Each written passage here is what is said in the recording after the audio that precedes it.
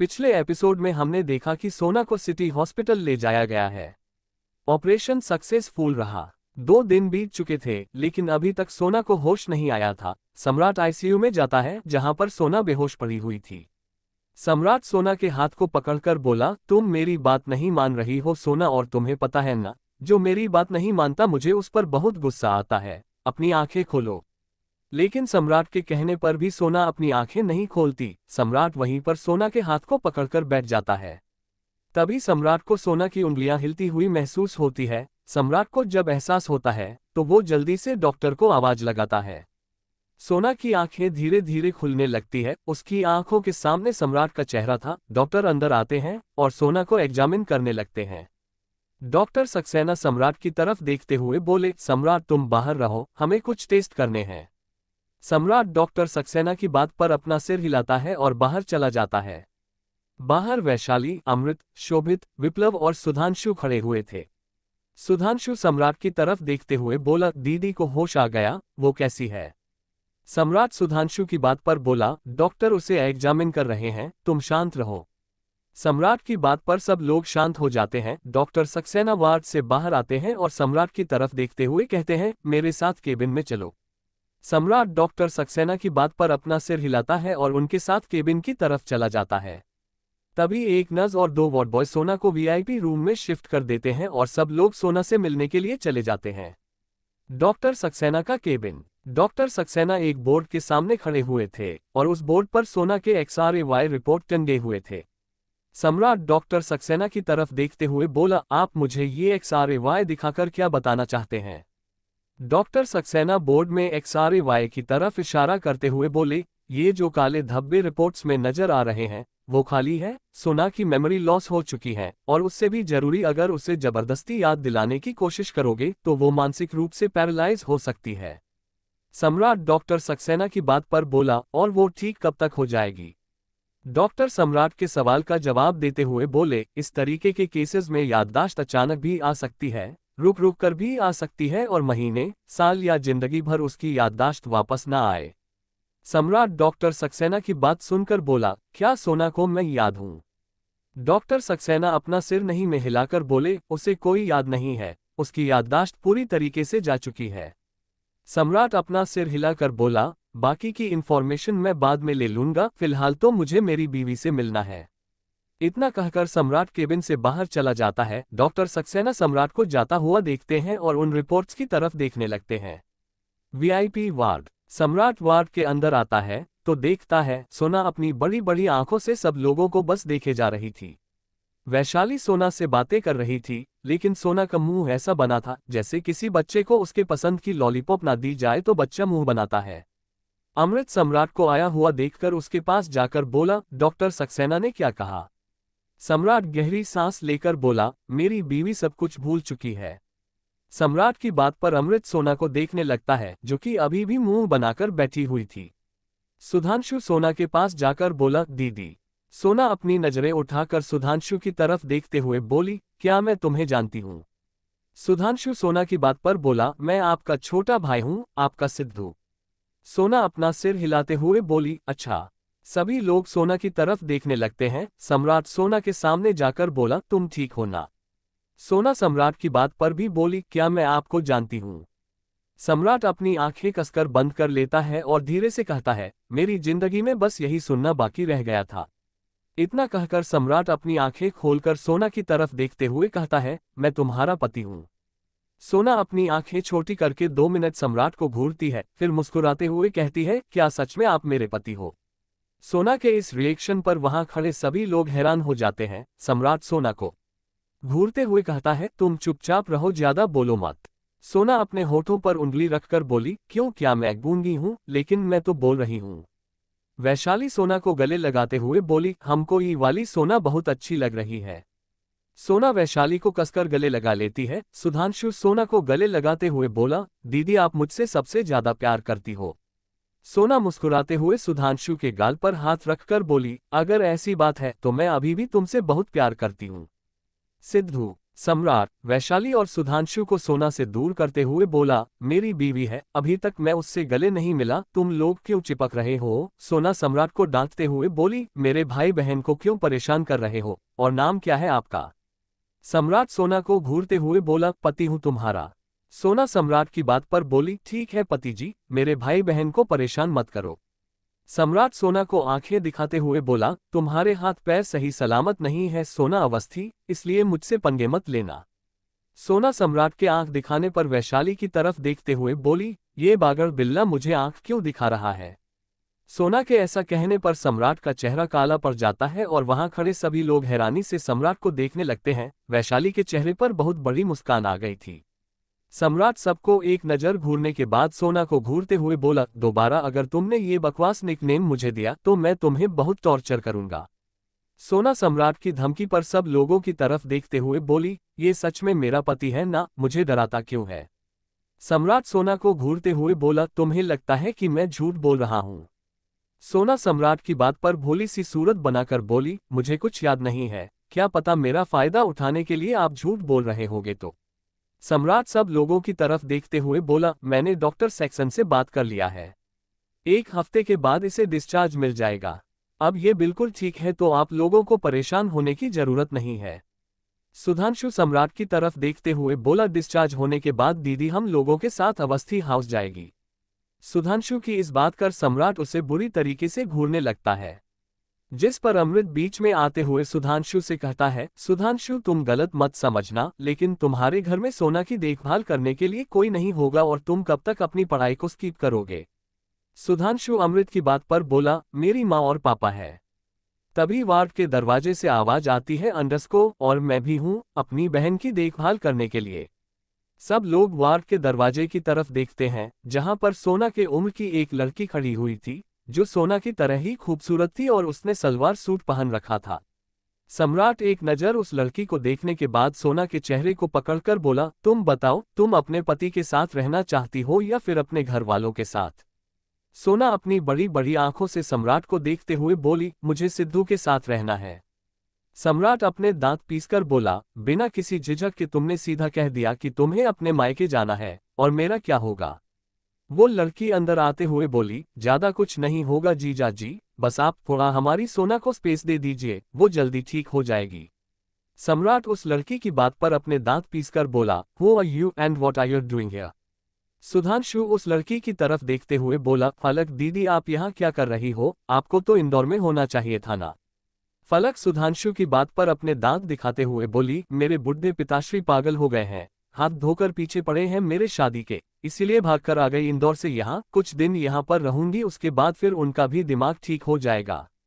सम्राट उन लोगों को इग्नोर करते हुए सोना से बोला, तुम मेरे साथ जाओगी ओबरॉय विला, तुम कहीं नहीं जाओगी। सुधांशु सम्राट की बात पर सपाट लहजे में बोला, मुझे लगता है कि आपके घर में मेरी बहन की जान को खतरा है। सम्राट सुधांशु को तिरछी नजर से घूरते हुए बोला, तुम्हें लगता है कि हम लोगों के रहते हुए सोना को? सुधांशु सम्राट की बात को बीच में काटकर बोला, आप लोगों के रहते हुए ही ये घटना हुई है, जहां मेरी बहन की याददाश्त चली गई और साथ में उसके हाथ में फ्रैक्चर आया हुआ है, 2 दिन बाद उसे होश आया है। सम्राट सुधांशु की बात सुनकर बोला, अगर तुम्हें ऐसा लगता है कि सोना की जान को हमारे घर में खतरा है, तो ठीक है, सोना के ठीक होने तक वो अवस्थी हाउस में रहेगी। तभी वहां पर बाकी घर वाले भी आ जाते हैं। निर्जला सोना के पास आकर उसके गाल पर हाथ रखते हुए कहती है, तुम कैसी हो सोना? सोना कंफ्यूजन में निर्जला को देखते हुए बोली, मैं ठीक हूं। रचना सोना को घूरते हुए बोली, सीढ़ियों के साथ क्या तुम भांगड़ा कर रही थी जो सीधा हॉस्पिटल पहुंच गई?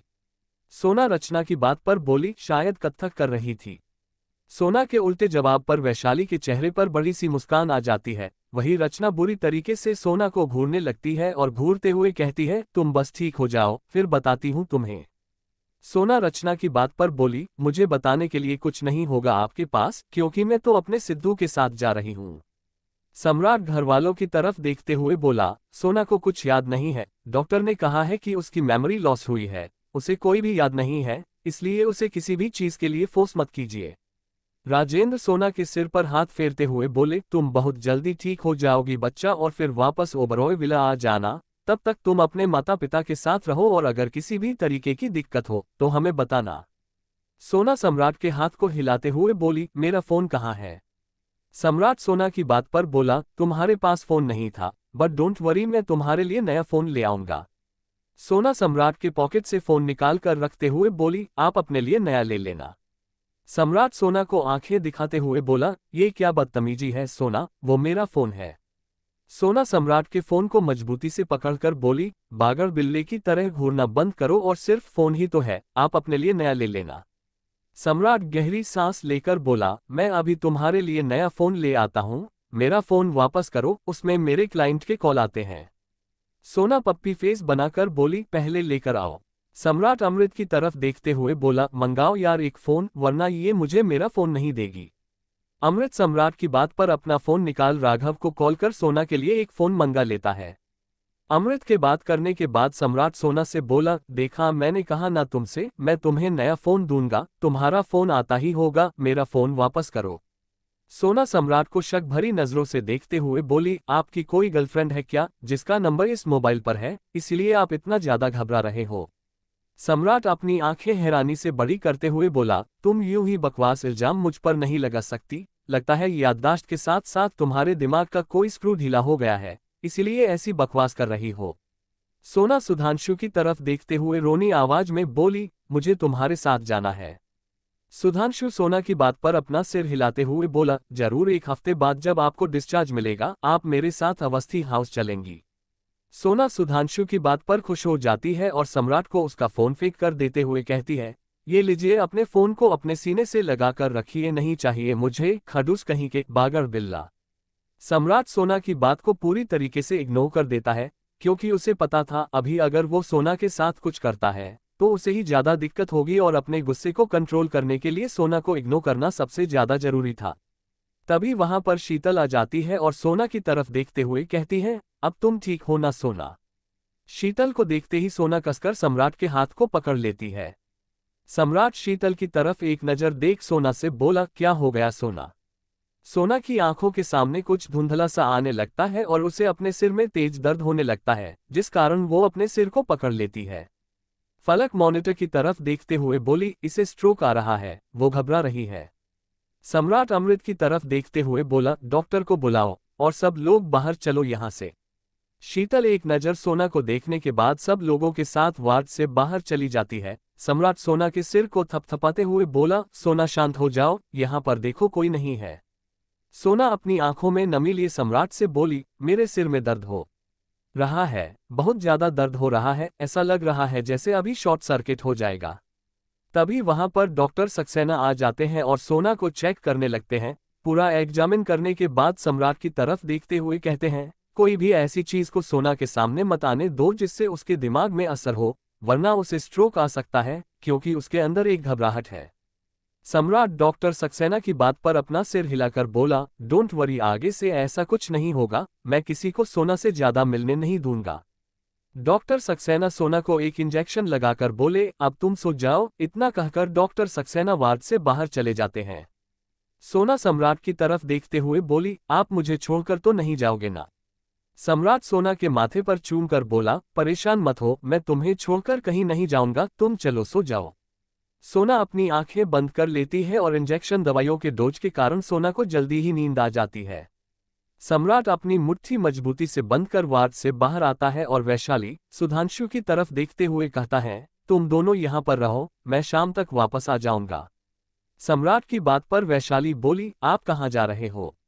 सम्राट बिना वैशाली की बात का जवाब दिए बाहर की तरफ चला जाता है और उसके पीछे अमृत और शोभित भी चले जाते हैं। वैशाली मुंह बनाते हुए बोली, दोनों भाई बिल्कुल एक जैसे हैं, एक बागर बिल्ला तो एक नेवला, दोनों हमेशा काटने के लिए फुदकते रहते हैं।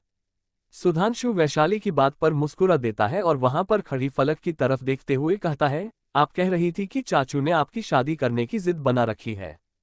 फलक गहरी सांस लेते हुए बोली, मैं तुम्हें क्या बताऊं सिद्धू, मेरे पिताश्री पागल हो गए हैं, किसी विक्रम भाटिया नाम के बिजनेसमैन के साथ उन्होंने डील की है और दोनों पागल मेरे पीछे पड़े हैं। सुधांशु फलक की पूरी बात सुनकर बोला, विक्रम भाटिया, भाटिया कॉर्पोरेशन का सीईओ, जिसे MP businessman of the year का ट्रॉफी मिला था।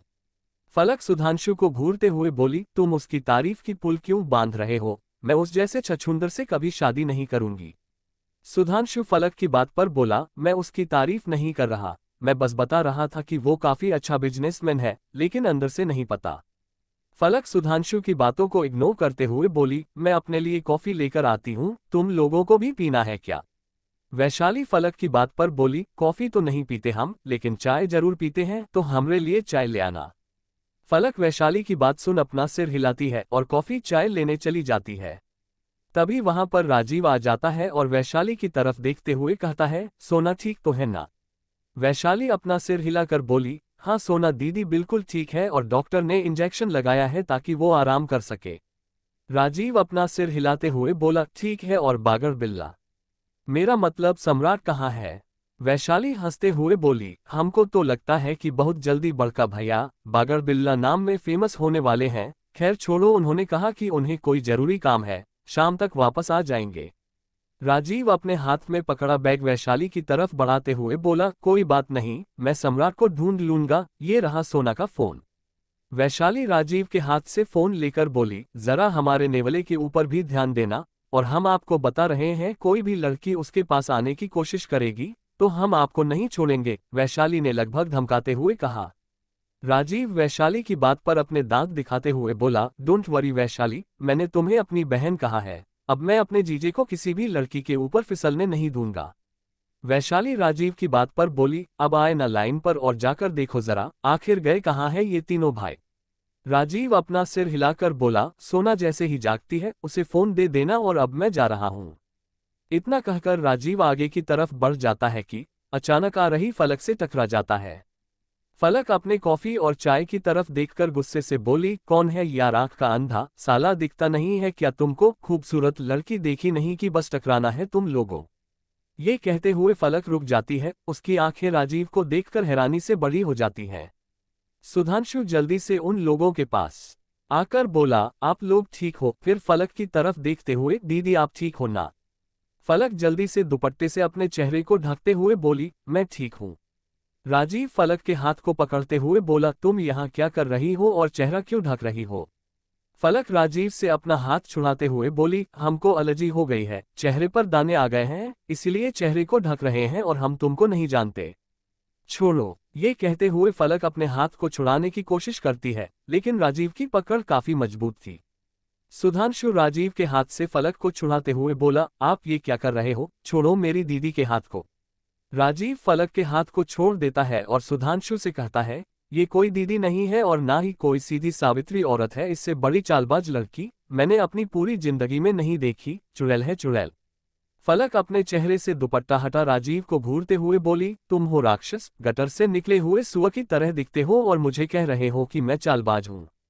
राजीव अपने स्लीव को ऊपर उठाते हुए बोला, क्या कहा तुमने? जरा फिर से कहना। फलक सुधांशु के पीछे जा राजीव को उंगली दिखाते हुए बोली, देखो मेरे भाई के सामने अगर तुमने मेरे साथ बदतमीजी की ना तो मेरा भाई तुम्हारी नाक तोड़ देगा। राजीव सुधांशु की तरफ देखते हुए बोला, ये तुम्हारी और सोना की बहन है? सुधांशु जो अभी भी कंफ्यूज खड़ा हुआ था, राजीव के सवाल पर बोला, ये मेरे चाचा शैलेंद्र अवस्थी की बेटी है, जो इंदौर में रहती है, यहाँ पर घूमने आए हैं, लेकिन आप इसे कैसे जानते हो? राजीव सुधांशु की बात सुनकर बोला, इसे जानता नहीं हूं मैं, बहुत अच्छे से जानता हूं इसे, मेरे असिस्टेंट को मारा था इसने और मेरी गाड़ी तोड़ दी थी। फलक राजीव को धमकी देते हुए बोली, अगर तुमने अपना मुंह बंद नहीं किया ना तो मैं तुम्हारा मुंह तोड़ दूंगी। चुपचाप रहो। राजीव फलक को पकड़ने की कोशिश करते हुए बोला, रुको जरा तुम, आज सारा खर्चा तुमसे वसूल कर ही लूंगा, मेरे क्लाइंट के सामने मेरी इंसल्ट की और प्रोजेक्ट मेरे हाथ से जाते जाते बचा था। फलक राजीव को ताना मारते हुए बोली, इसी बिजनेस के चलते तो अभी तक कुंवारे मर रहे हो और देखना तुम कुंवारे ही मरोगे, 28 साल की उम्र में कोई लड़की गर्लफ्रेंड नहीं है, तो सोच लो तुम्हारी जिंदगी क्या है। राजीव फलक की बात सुन गुस्से से बोला, it's none of your business, तुम्हारी तरह बाप के पैसे नहीं उड़ाता मैं। फलक राजीव के सामने आओ से घूरते हुए बोली, अपने बाप का पैसा नहीं उड़ाती मैं समझे। पहले तो नहीं सोचा था लेकिन अब मुझे एक बकरा हलाल करने को मिल गया तो तुम्हें ही हलाल करूंगी, आ जाना अवस्थी हाउस, अब निकलो यहाँ से बड़े आए। राजीव फलक की बात पर बोला, तुम्हारी तरह बेरोजगार नहीं हूं मैं और ना ही तुम्हारी तरह हर वक्त फ्री रहता हूं, चलता हूं, लेकिन तुम्हें छोड़ूंगा नहीं। इतना कहकर राजीव फलक को घूरते हुए वहां से चला जाता है। सुधांशु हैरानी से दोनों को देख रहा था और राजीव के जाने के बाद फलक से कहता है, आप एक बात बताओ। फलक सुधांशु की बात को बीच में काटकर बोली, चुप रहो उस निकम्मे, नालायक, गटर के सुअर ने मेरा दिमाग खराब कर दिया है। मुझे कॉफी में अपना दिमाग शांत करना है, इसलिए मैं कॉफी लेने जा रही हूँ। अवस्थी हाउस चलकर तुम्हें फुर्सत से बताऊंगी। इतना कहकर फलक अपने लिए फिर से कॉफी लेने चली जाती है। सुधांशु एक गहरी सांस लेकर फिर से वार्ड की तरफ चला जाता है। बेसमेंट। अमृत के ऑफिस के नीचे एक छोटा सा बेसमेंट बना हुआ था, जहां पर अक्सर सम्राट लोगों को लाकर टॉर्चर करता था। इस वक्त सम्राट के सामने एक सर्वेंट कांपता हुआ खड़ा था, क्योंकि सम्राट इस वक्त एक मौत का देवता दिख रहा था। सम्राट अपने हाथ में पकड़े गन से खेलते हुए उस सर्वेंट से बोला, चलो बताओ मुझे सीढ़ियों पर तेल कैसे गिरा हुआ था। सर्वेंट सम्राट की बात पर घबराते हुए बोला, आई एम सॉरी बॉस, गलती से गिर। सम्राट सर्वेंट के पैर के पास गोली चलाता है तो सर्वेंट फर्श पर गिर जाता है। सम्राट बड़ी शिद्दत से उसे घूरते हुए बोला, अपने काम को अंजाम देने के बाद रातों रात तुम वहां से भाग गए। 2 दिन बाद अब जाकर बस स्टेशन से तुम हाथ आए हो और झूठ बोल रहे हो कि गलती। डेविड एक जोरदार थप्पड़ सर्वेंट के गाल पर जड़ देता है और उसके कॉलर को पकड़कर कहता है, तुम जैसे नौसिखिया लोग क्राइम करने के लिए आते हो, शर्म नहीं आती। सर्वेंट डेविड की बात पर रोते हुए बोला, मुझे माफ कर दीजिए सर, मुझे पैसे की जरूरत थी। मेरी बच्ची की ऑपरेशन के लिए मुझे पैसे चाहिए थे। सम्राट अपना गन सर्वेंट पर पॉइंट करते हुए बोला, कोई बात नहीं, तुम्हारी बच्ची की ऑपरेशन का खर्च मैं दे दूंगा, बस बदले में मुझे तुम्हारी जान चाहिए, क्योंकि मुझे धोखेबाजों से सख्त नफरत है। सर्वेंट अपने हाथ जोड़ रोते हुए बोला, I am so sorry sir, मेरी मजबूरी थी जिस कारण मुझे ये करना पड़ा।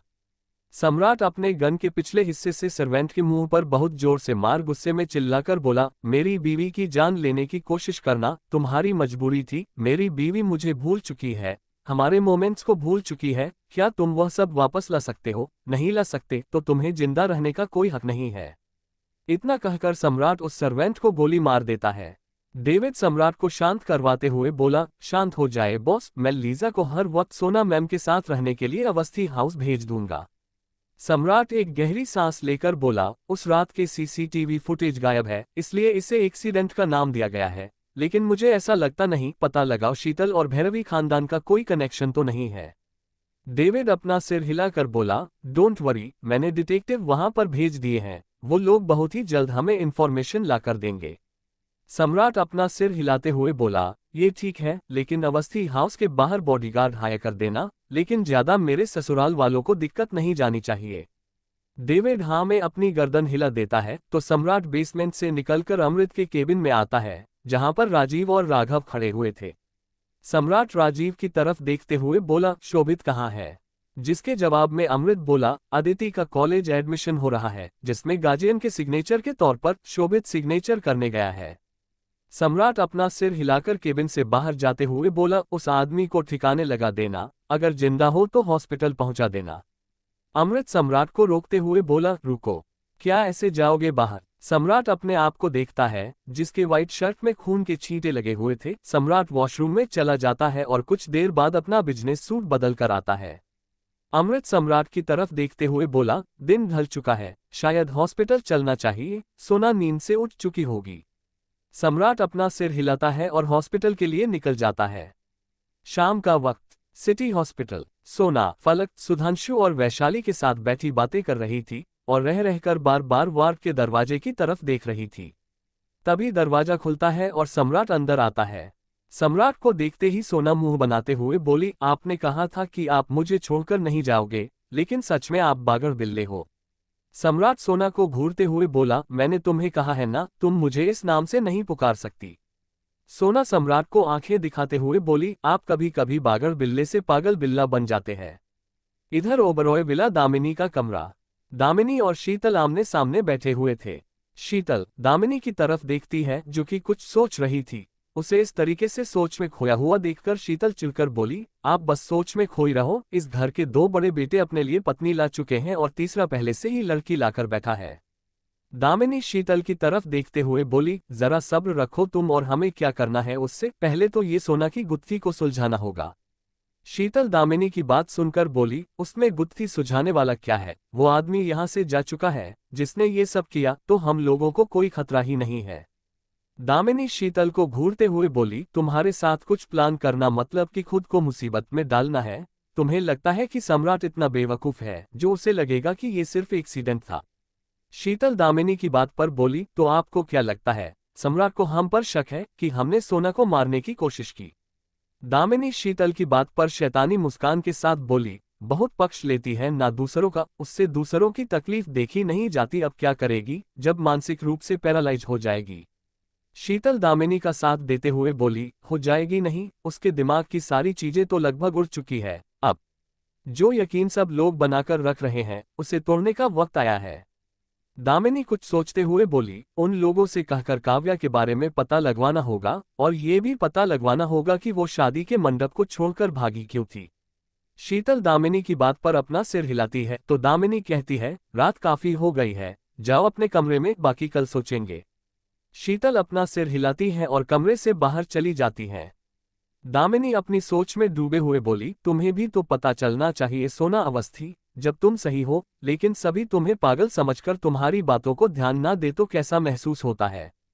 ये कहते हुए दामिनी के होठों पर एक शैतानी मुस्कान आ जाती है। अमृत का कमरा। वैशाली खिड़की के पास खड़ी हुई थी और अमृत काउच पर बैठा लैपटॉप में काम कर रहा था। वैशाली पलटकर अमृत को देखते हुए बोली, तुम बड़े भैया के साथ कहाँ गए थे? अमृत वैशाली के सवाल पर बोला, कुछ क्लाइंट के साथ मीटिंग आ गई थी, इंपॉर्टेंट थी इसीलिए गए थे। क्या हो गया? वैशाली अमृत की बात पर एक फॉर्म लाकर अमृत के सामने रख देती है। अमृत एक नज़र वैशाली को देखने के बाद उस फॉर्म को देखते हुए बोला, तुम सिंगिंग करना चाहती हो? अमृत के सवाल पर वैशाली अपना सिर हिलाकर बोली, हाँ 3 दिन पहले दीदी से बात हुई थी इस बारे में, उन्होंने कहा था कि तुमसे पूछ लो, लेकिन ये सब हो गया इसलिए पूछ नहीं पाए। अमृत फॉर्म साइन कर वैशाली से बोला, जाओ कर लो। वैशाली अमृत की तरफ देखते हुए बोली, इतनी आसानी से मान गए? अमृत मुस्कुराते हुए बोला, जब कौवा कोयल बनने की प्रैक्टिस करे तो उसे नहीं रोकना चाहिए, उसे भी तो पता चलेगा ना कि कौवा कौवा ही रहता है, कोयल नहीं बन सकता। वैशाली टेबल पर हाथ मारते हुए अमृत को घूरकर बोली, क्या कहा तुमने साले, हमको तुमने कौवा कहा? तुमको नहीं पता हमारे पास कितने सारे अवार्ड फंक्शन के ट्रॉफी रखे हुए हैं बनारस में। अमृत वैशाली की बात पर बोला, अच्छा चलो मैं भी सुनना चाहता हूं कि तुम कितना अच्छा गाती हो। वैशाली अमृत की बातों को इग्नोर करते हुए बोली, हमको कोई शौक नहीं है तुम जैसे गधे को टैलेंट दिखाने का जिसके पास खुद का कोई टैलेंट ना हो। अमृत वैशाली की बात पर बोला, मैं किस करना बहुत अच्छे से जानता हूँ। वैशाली अमृत को आंखें दिखाते हुए बोली, वो भी 50 लड़कियों को चूम कर प्रैक्टिस कर रखी है ना सबको, इसीलिए आ जाता है तुमको। अमृत वैशाली की बात पर शैतानी मुस्कान के साथ बोला, इसका मतलब तुमने किसी को नहीं किस किया था, है ना? वैशाली बिस्तर की तरफ जाते हुए बोली, तुम जैसे नेवले से हमको कुछ बात ही नहीं करनी, जब देखो घटिया ही चलता रहता है दिमाग। अमृत थोड़ी तेज आवाज में बोला, बताओ ना, तुमने किसी को किस नहीं किया ना? मैंने तुम्हारी पहली किस ले ली। वैशाली फ्लावर वास को उठाकर बोली, क्या इसे तुम अपने सिर पर फोड़वाना चाहते हो? अमृत चुपचाप पर बैठते हुए बोला, सॉरी, जाओ सो जाओ वरना मैं मर जाऊंगा। वैशाली फ्लावर वास को फिर से स्टैंड पर रख देती है और अमृत को आंखें दिखाकर चुपचाप बिस्तर पर लेट जाती है। अमृत वैशाली की तरफ देखकर हल्का सा मुस्कुरा देता है और अपने निचले होंठ को रब करते हुए फिर से काम करने लगता है। समय धीरे धीरे ढल जाता है। सोना सम्राट से बकबक करके उसका दिमाग खराब कर देती थी, लेकिन सम्राट बिल्कुल भी सोना के ऊपर गुस्सा नहीं करता, उसके हर सवालों का जवाब देता। इसी तरह एक हफ्ते बीत जाते हैं और आज सोना को डिस्चार्ज मिल चुका था। City hospital. फलक, सुधांशु, सम्राट और अमृत आज सोना के डिस्चार्ज के लिए आए हुए थे। डॉक्टर सक्सेना सोना को पूरी तरीके से चेक करने के बाद सम्राट से बोले, मैंने कुछ दवाई दी है जिन्हें रेगुलर इनके घाव के भर जाने तक खिलाना है और 2 हफ्ते बाद इसके हाथ का प्लास्टर निकल जाएगा। सोना डॉक्टर सक्सेना की तरफ देखते हुए बोली, सिर को पानी में नहीं भिगाना है ना? सोना के सवाल पर डॉक्टर सक्सेना मुस्कुराकर बोले, बिल्कुल सही, जब तक पट्टी नहीं निकल जाती सिर को पानी में नहीं भिगाना है और अगर किसी भी तरीके की दिक्कत हो तो मुझे कॉल कर लेना। सोना सम्राट की तरफ देखते हुए बोली, मुझे पकड़ो, मुझे चलते हुए जाना है। सम्राट सोना को ब्राइडल स्टाइल में अपनी गोद में उठाकर बोला, बिल्कुल भी नहीं, तुम घर चलकर प्रैक्टिस कर लेना जितना तुम्हें उछल कूद करना है। सोना सम्राट की बात पर मुंह बनाती है और वो लोग हॉस्पिटल से बाहर आ जाते हैं। बाहर सम्राट की बुगाटी खड़ी हुई थी। सोना बुगाटी को देखते हुए सम्राट से बोली, आपकी कार है? सम्राट सोना को पैसेंजर सीट पर बैठाते हुए बोला, हाँ मेरी कार है और अभी हम तुम्हारे घर चल रहे हैं।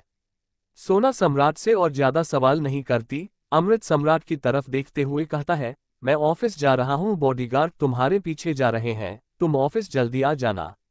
सम्राट अमृत की बात पर अपना सिर हिलाता है और जाकर ड्राइविंग सीट पर बैठ जाता है। पीछे फलक बैठ जाती है और सुधांशु अपनी बाइक में आगे की तरफ बढ़ जाता है। सम्राट की गाड़ी अवस्थी हाउस के लिए निकल जाती है। अवस्थी हाउस। सम्राट की कार आकर अवस्थी हाउस के सामने रुकती है और सम्राट सोना को बाहर लेकर आता है और चाबी सुधांशु की तरफ उछालकर कहता है, कार पार्क कर दीजिए साले साहब। सुधांशु घूरकर सम्राट की तरफ देखता है और उसकी कार को पार्किंग के लिए ले जाता है। सम्राट चौखट पर पहुंचता है तो नीरू सम्राट को रोकते हुए कहती है, रुकिए रुकिए, पहले नजर उतारने दीजिए मेरी बेटी का। सम्राट नीरू की बात सुन रुक जाता है और नीरू सोना की नजर उतारने के बाद उन लोगों को अंदर आने के लिए कहती है तो सम्राट सोना को काउच पर बैठा देता है। सम्राट शेखर की तरफ देखते हुए बोला, सोना के ठीक होने तक वो यहीं पर रहेगी। अगर किसी भी तरीके की दिक्कत हो तो मुझे कॉल कर लीजिएगा, मैं रोज उससे मिलने आऊंगा और 2 हफ्ते बाद इसके हाथ की प्लास्टर भी निकल जाएगी। सुधांशु अंदर आते हुए बोला, इतना तो मुझे भी पता है जीजा जी, और आपके भाई ने कहा है कि इम्पोर्टेंट मीटिंग है, जाकर मीटिंग अटेंड कीजिए, यहाँ पर मैं अपनी बहन को अटेंड कर लूंगा। सम्राट घूरकर सुधांशु की तरफ देखता है और शेखर से कहता है, अब मैं चलता हूँ। इतना कहकर सम्राट खड़ा हो जाता है तो सोना उसके हाथ को पकड़कर कहती है, आप कल आओगे ना तो मेरे लिए मैंगो जूस लेकर आना।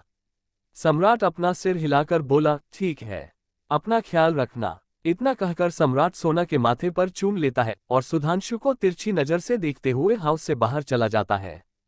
सोना शेखर की गोद में अपना सिर रखते हुए बोली, पापा मुझे कुछ मीठा खाने का मन कर रहा है, मैं हॉस्पिटल में खिचड़ी खा खाकर बोर हो गई हूँ। नीरू सोना की बात पर मुस्कुराते हुए बोली, लेकिन बेटा तुम्हें तो हल्का खाना है, इसलिए मैं तुम्हारे लिए खीर बना दूंगी। सोना नीरू की बात पर अपना सिर हिला देती है और फलक नीरू की तरफ देखते हुए कहती है, बड़ी माँ मेरे लिए राजमा चावल बना दो ना, बहुत दिन हो गए आपके हाथों के नहीं खाया। सोना फलक को घूरते हुए बोली, वो मेरी माँ है ना। फलक सोना को घूरते हुए बोली, वो मेरी बड़ी माँ भी तो है ना। अगर तुम्हें किसी के सामने अपना ऑर्डर चलाना है तो जाकर अपने बागर बिल्ले के सामने चलाओ। सोना सुधांशु की तरफ देखते हुए बोली, सिद्धू चाचा जी को कॉल करो और कहो कि उसकी बेटी यहाँ पर है, जल्दी से लेकर जाए इसको यहाँ से। सुधांशु सोना की तरफ देखते हुए बोला, डोंट वरी दीदी, चाचा जी आएंगे, लेकिन अभी नहीं बाद में, और चलिए आप थोड़ा आराम कर लीजिए।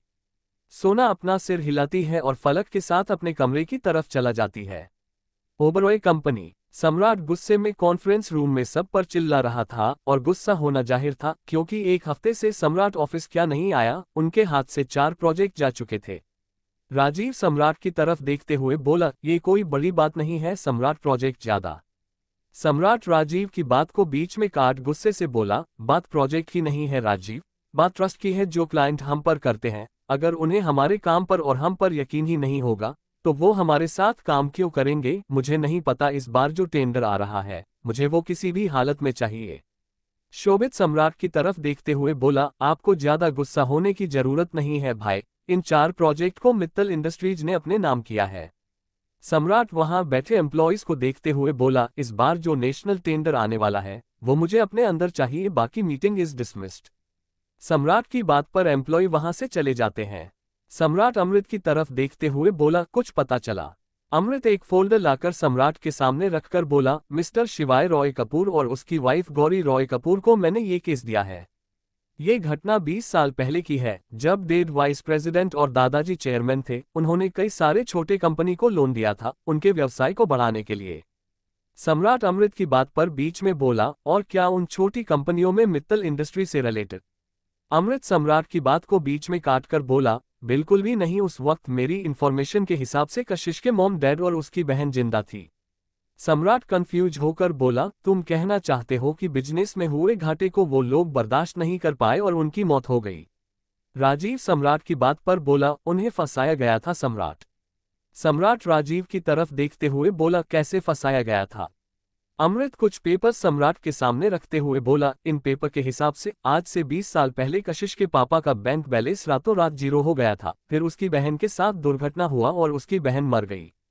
सम्राट अमृत की बातों पर गौर करते हुए बोला, आई थिंक सारे अपने हैं जो ये गेम खेल रहे हैं, और कुछ चीजें अभी भी नजरों से बची हुई है, जैसे कि इन सारे कंपनियों के साथ पार्टनरशिप कौन था, इन सबका दलाल बनकर कौन आया था, और इससे भी ज्यादा जरूरी उन लोगों ने अगर लोन लिया था तो कागजात कहाँ है। अमृत अपना सिर हिलाते हुए बोला, तुमने बिल्कुल सही सवाल किया, लेकिन इन सबका जवाब हमें बहुत जल्दी मिल जाएगा। सम्राट अपने आईब्रो को खुजलाते हुए बोला, काव्या ठीक तो है ना। अमृत अपना सिर हिलाकर बोला, हाँ काव्या बिल्कुल ठीक है और वहां पर उसे कोई दिक्कत नहीं है। सम्राट डेविड की तरफ देखते हुए बोला, नजर रखो वहां पर, अगर किसी भी तरीके की दिक्कत हो काव्या को तो हम उसे ले आएंगे वापस। राजीव सम्राट की तरफ देखते हुए बोला, अब सोना की तबीयत ठीक तो है ना। सम्राट राजीव की बात पर अपना सिर हिलाते हुए बोला, हाँ वो ठीक है और अपने घर वालों के साथ रहेगी तो शायद उससे प्रेशर कम होगा। शोभित कुर्सी से खड़ा होते हुए बोला, आज मुझे एक ब्लाइंड डेट पर जाना है, मॉम ने अरेंज किया है। राजीव शोभित की तरफ हैरानी से देखते हुए बोला, मैंने सोचा था कि तुम अदिति को डेट करोगे। शोभित राजीव के सिर पर मारते हुए बोला, इडियट वो छोटी बच्ची है अभी और तुम ऐसी बकवास चीज अपने दिमाग में ला कैसे सकते हो। राजीव शोभित की बात पर बोला, तो तुम्हें क्या लगता है जिसके साथ तुम अभी डेट पर जा रहे हो वो तुम्हारे एज की होगी।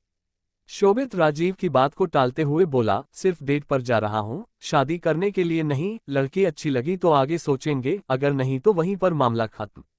सम्राट शोभित की तरफ देखते हुए वार्निंग टोन में बोला, शोभित तुम्हें पता है ना मुझे बकवास चीजें नहीं पसंद, अगर अदिति के लिए तुम्हारे दिल में ऐसा कुछ होगा तो ड्रॉप कर दो। जिस पर शोभित अपना सिर हिलाकर बोला, डोंट वरी मुझे अपनी लिमिट पता है। इतना कहकर शोभित कॉन्फ्रेंस रूम से बाहर चला जाता है। राजीव सम्राट को घूरते हुए बोला, एक बात बताओ, तुम्हें दो प्यार करने वालों को दूर करके क्या सुकून महसूस होता है। सम्राट राजीव की बात पर बोला, प्यार व्यार कुछ नहीं होता, ये सिर्फ एक अट्रैक्शन होता है जिसे लोग प्यार का नाम देते हैं। डेविड सम्राट की बात पर बोला, इसका मतलब मैडम से आपको प्यार नहीं है, आप सिर्फ अपनी जरूरतें पूरी कर रहे हो। डेविड के सवाल पर सम्राट अपनी गर्दन नहीं में हिलाकर बोला, मैं अपनी बीवी को पसंद करता हूं। सम्राट के कन्फेशन को सुनकर अमृत राजीव डेविड हैरानी से उसकी तरफ देखने लगते हैं। अब आगे देखिए क्या सम्राट के कहने पर शोभित अदिति से अपने कदम दूर रखेगा। कौन है वो लड़की जिसके साथ शोभित डेट पर जा रहा है। शीतल और दामिनी के दिमाग में कौन सी खतरनाक प्लानिंग चल रही है और क्या सोना उनके साजिश से बच पाएगी। आगे की कहानी सुनने के लिए बने रहिए माय क्रूल डेविल हस्बैंड कहानी पर।